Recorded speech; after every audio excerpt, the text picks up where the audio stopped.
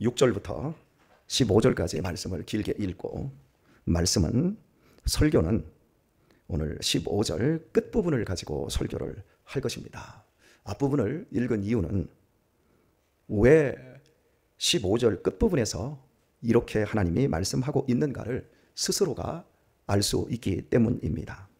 심각한 지경입니다. 이스라엘이 영적으로 간음하고 하나님을 떠났습니다.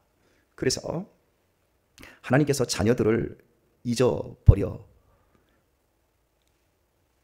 그 모든 하는 일들이 욕이 되게 할 것이고 번성할수록 더 죄만 짓는 심각한 상태에 빠지게 될 것이다 말씀합니다.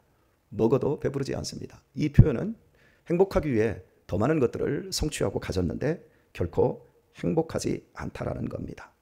온통 마음이 세상에 빼앗겨서 음행과 묵은 포도주, 새 포도주 할 것 없이 다 마음이 세상에 사로잡혀 있습니다. 며느리들이, 딸들이 간음을 행하는데 그것을 책망하거나 벌할 수가 없습니다. 왜냐하면 그 아버지들이 똑같이 그 짓을 하고 있기 때문에 그렇습니다. 이것은 누구의 문제, 어떤 개인의 문제가 아니라 전체가 다 썩어 있다라고 하는 것입니다. 이게 지금 현재 북이스라엘의 상태입니다.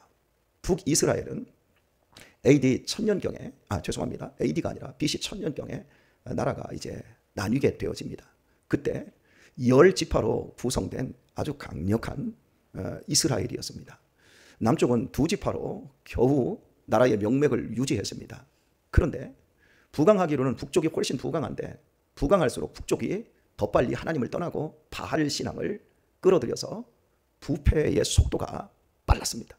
그 결과 하나님이 신명기에서 그들에게 약속했듯이 너희가 내 율법을 지키고 너희가 나를 사랑하고 경외하면 너희와 너희의 자녀들을 만대까지 복을 주고 너희가 하는 모든 일들에 내가 축복할 것이다. 그러나 너희가 나를 떠나 이 땅에 있는 신을 섬기고 반대로 행동한다면 내가 너희를 버릴 것이며 너희가 이 땅에서 쫓겨나는 것은 물론이거니와 너희들의 삶은 나가도 저주를 받고 들어와도 저주를 받을 것이다. 이 말씀 그대로 북이스라엘이 먼저 그 저주의 길로 가고 있습니다.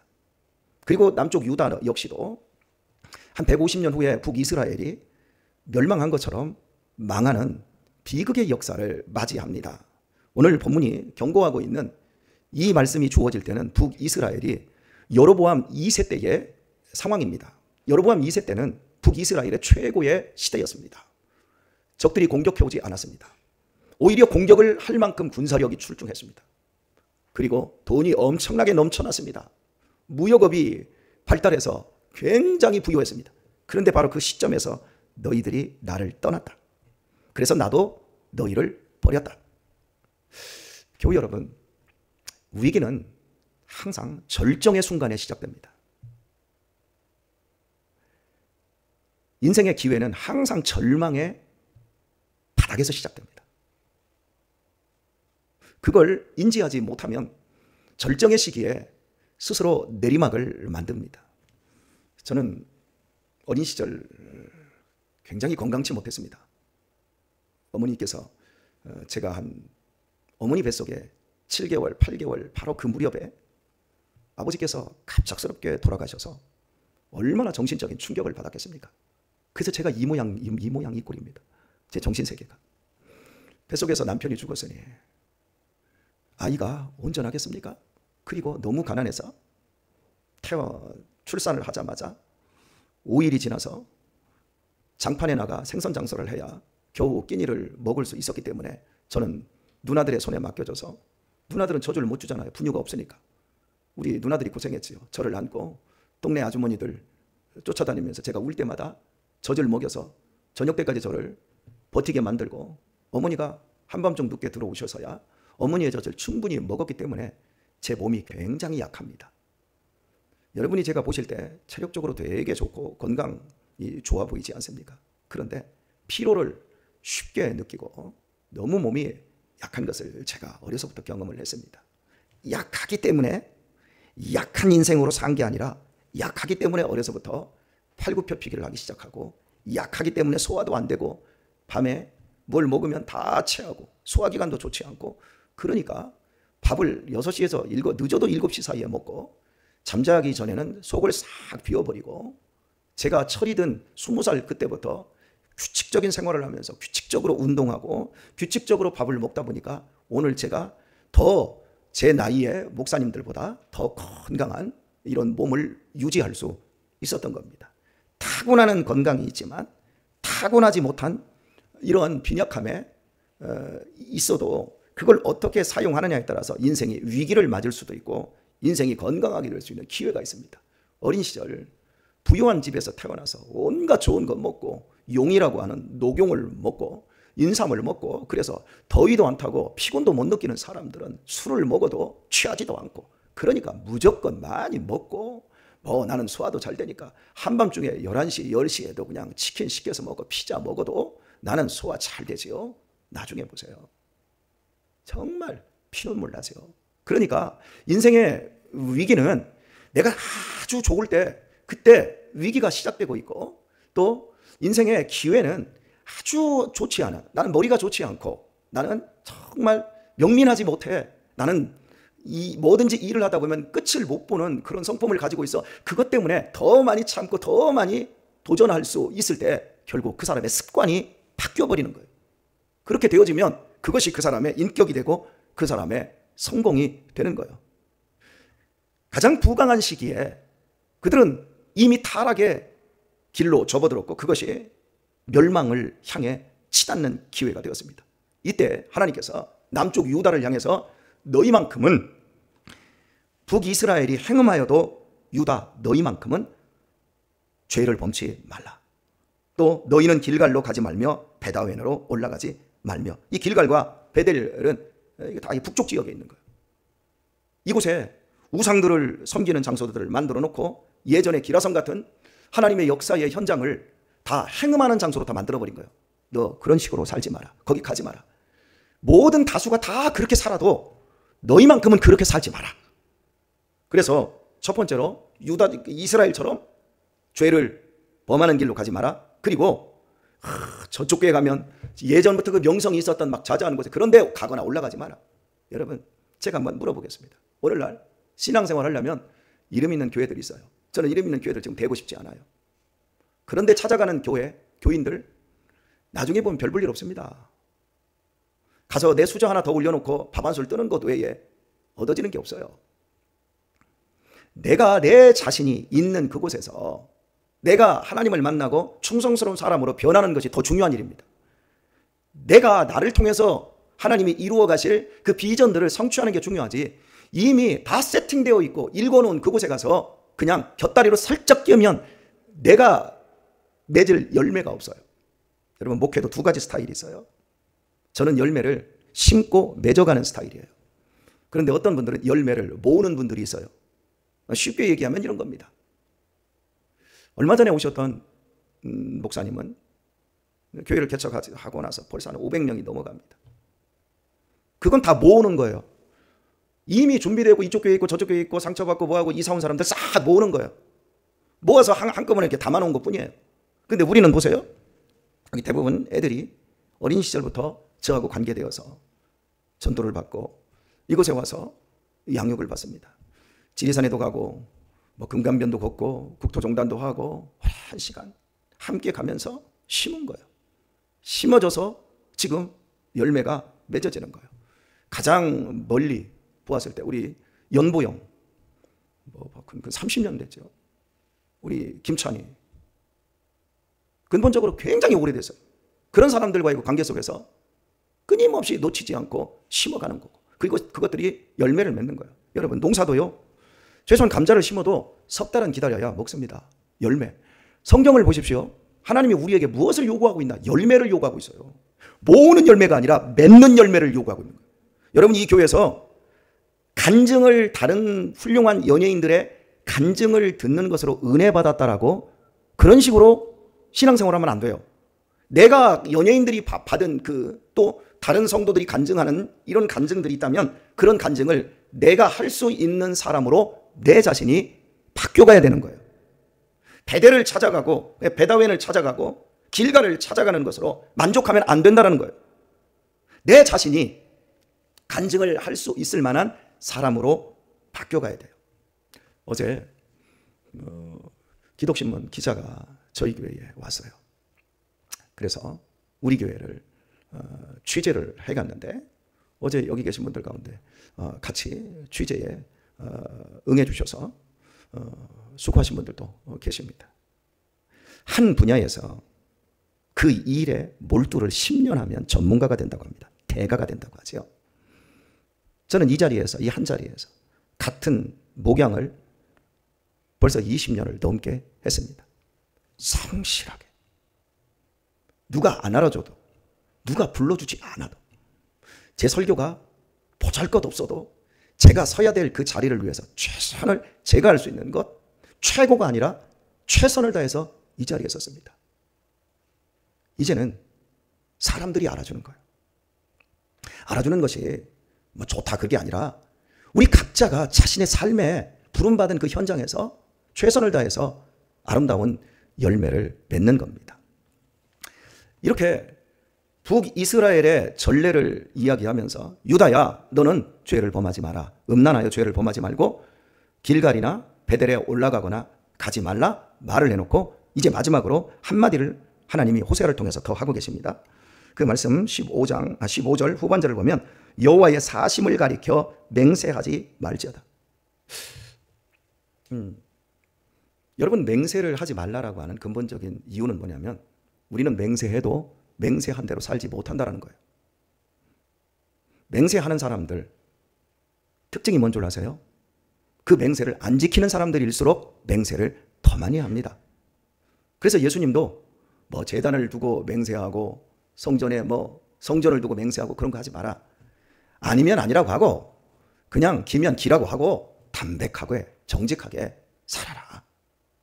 이렇게 예수님도 나중에 수정을 해 주시는데 맹세하는 사람들의 특징이 되게 거짓된다라는 거죠. 지금 이 시대 사람들이 진실이 없어요. 인애가 없어요. 그러니까 계속해서 맹세하는 거예요. 자기 부인한테 막 각서를 수십 장을 씁니다. 나 이제부터 잘할게.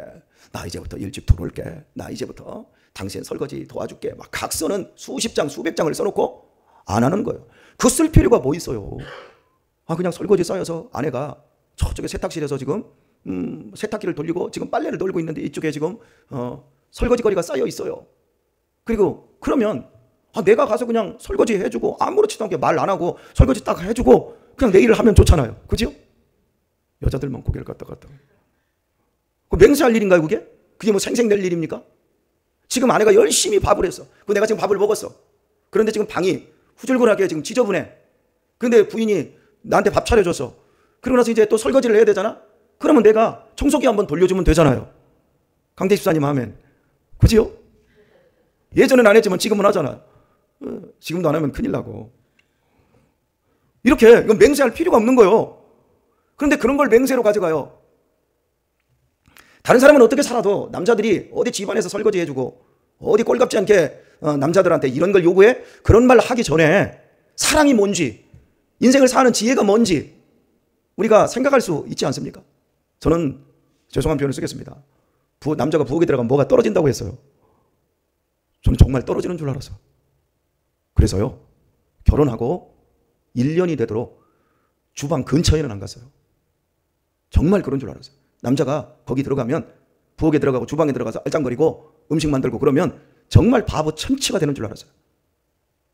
그러다가 어머니를 모시고 살다 보니까 아내가 하는 음식은 우리 장모님이 하던 음식 스타일이잖아요. 우리 어머니하고 하나도 안 맞는 거예요. 어머니는 병약한 분이고 잘 소화도 못 시키는 분이시고 국물 없이는 못 드시는데 내 아내는 짠지 하나만 가지고 김치 하나만 가지고 밥을 먹는 거. 그리고 열심히 사회생활 하다가 시집 왔으니 무슨 음식을 할 줄 압니까? 그런데 저는 우리 어머니가 좋아하는 음식 스타일을 알잖아요. 쌀뜨물 있죠? 쌀뜨물 받아요. 그리고 요만한 그 냄비에다가 그 냄비도 작은 냄비에다가 쌀뜨물만 넣는 거예요. 그리고 거기다 새우젓 넣고 소금 간을 하면 새우젓 맛이 나잖아요. 그리고 거기다가 파 조금 쓸어 놓고 팔팔팔팔 끓여서 거기다 밥 말아드리면 어머니가 좋아하세요. 봐 지금 여기 지금 우리 학생들 지금 청년들 놀래가지고 입이 지금 이러고 있어. 그게 무슨 음식이냐? 따라서 하자. 젓국. 이게 새우젓국이야. 어려서부터 우리는 이런 걸 먹고 살았어요. 쌍쌍이 한 가지. 이거라도 있으면 좋아. 먹을 게 없었다니까. 그러니까 제가 어머니 좋아하는 음식을 잘 알아요. 요즘 풋고추 많이 나오잖아요. 풋고추 막 가위로 잘게 딱 썰어서 이만한 종지에 딱 집어넣어요. 그리고 거기다가 멸치 이게 머리 대가리 따고 배 까고 그 안에다가 멸치 한 대여섯 마리 넣어요. 그리고 거기다가 외간장을 넣어서 간장 짜자자자자작 해요. 그 다음에 거기다가 설탕 조금만 딱 넣고 살살 한번 불 한번 싹 불기운만 한번 싹 들어가 뽀글 하면 꺼요. 그리고 어머니에게 가져다 드리면 어머니가 되게 맛있어하고 좋아해요. 그럼 나랑 같이 먹어요. 왜? 이게 같은 입맛이니까. 아내들이 시집 와가지고 남편 입맛 맞추기가 쉬운 줄 아세요? 먹을만 하면 그냥 먹으면 되는 거예요. 그런데 맛이 있니 없니 그러면 딱 한번 네가 해라 하면 돼. 제가 이게 안 맞으니까 들어가는 거예요. 독에 들어가서 하는 거예요. 이러면서 제가 사람 됨의 길, 가정의 행복이 어떻게 머무는 줄을 아는 거예요. 사람은 그냥 말로만 살면 안 돼요. 온 몸으로 살아야 돼요. 안 한 것도 해볼 줄 알아야 돼요. 그때 제가 우리 어머니 모시고 사는 건 위기였습니다. 그런데 그 위기는 오늘 행복한 가정, 제 아내와 신뢰를 쌓고 사랑의 관계를 만드는 첩경이었어요. 우리 어머니 쓰러지시고 모실 사람이 없을 때, 모실 여건이 형제들이 안 될 때 제 아내가 그 엄청난 위기 속에서 우리는 교회 개척하고 여기 막 교회 개척하고 살 집이 없을 때 판넬 깔아놓고 살았습니다. 그 시점에서 제 아내가 그 어머니 우리는 집이 없어도 어머니 모시고 살자. 저희는 어머니한테 10원 한 장 유산 물려받은 거 없습니다. 덕본 거 없습니다. 그런데 제 어머니를 제가 막내임에도 제 아내가 우리가 모셔야지요 라고 했을 때 그 위기가 저한테는 엄청나게 고마웠어요. 그래서 제가 제 아내한테 여보 고마워. 부인이 반대하면 못해요. 시댁에 대해서 부인이 고깝게 생각하고 나는 그 집 식구들하고는 섞이고 싶지 않아. 딱 그렇게 선 그으면요. 여러분 남자들이요. 결혼해봐요. 지옥이 시작돼요. 그리고 그때부터 남자 마음에 만약에 부인이 그렇게 선을 그으면 남자 마음에도 그래? 내가 처갓집 일에 내가 보탤 줄 알아? 사람들이 삶을 살아가는 걸 보면 그렇게 무식하고 멍청해요. 그때 그 위기의 순간 아내가 우리는 어머니를 모실 수 없지만 환경보다 더 중요한 건 우리의 본질이에요. 우리가 누구예요? 우리는 크리스찬이에요. 우리가 누구예요? 목사와 사모예요. 본이 되어야 돼요. 그 삶을 그냥 사는 거예요. 우리가 살 수 있는 환경이 아니에요. 아니지만 순종하는 거예요. 순종하면 능히 감당할 힘도 하나님이 주십니다. 그래서 우리는 그 위기가 기회가 될 수 있게 되었어요. 여러분, 이 맹세한다라고 하는 이 부분, 우리는 되게 거짓된 사람들입니다. 최고의 맹세가 뭔 줄 아세요? 결혼할 때 검은 머리 팥불이 되도록 우리 서로 죽기까지 사랑하자. 그래놓고 사랑 안 해요. 우리 청년들이 이제 막 인생을 시작하고 이제 좋은 남자들을 만나고 결혼들을 해야 되겠지만 여러분들이 맹세하는 사람과는 살지 마세요. 그 사람이 오늘 어떻게 사는지를 보세요. 그 사람이 지금 오늘 무엇으로 인생을 지탱하고 있나 보세요. 정말 근면하고 성실함으로 인생을 살고 있는지, 내가 일확천금을 원하고 있는지, 이런 것들을 한번 보세요. 우리 홍관이 정도면 훌륭해. 근면하고 성실해. 네가 밥 사라. 오늘 말씀을 맺겠습니다. 저는 어린 시절 집 나와서 인생을 막 살 때 밤마다 고스톱치고 뻐대기하고 2장짜리 5장짜리 노름 이런 걸 많이 했어요. 여러분, 그런 걸로는 인생이 절대 행복해지지 않고 따는 사람은 없고 잃는 사람 천지예요.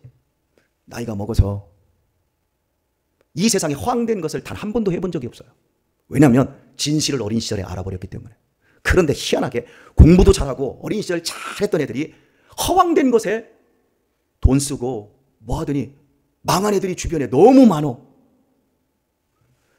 기회가 위기가 되고 위기가 기회가 되더라고요. 왜요? 삶에서 배워서. 오늘 우리에게 주어져 있는 일상의 시간들, 여러분 성실과 근면으로 사십시오. 맹세하며 거짓되게 호언장담하며 살지 말고 그냥 주어져 있는 곳에서 내가 할 수 있는 사랑의 실천과 일들을 해내십시오. 여러분에게 지혜와 명철 주셔서 복된 삶을 이 하루도 일구어낼 수 있길 예수님의 이름으로 축원합니다.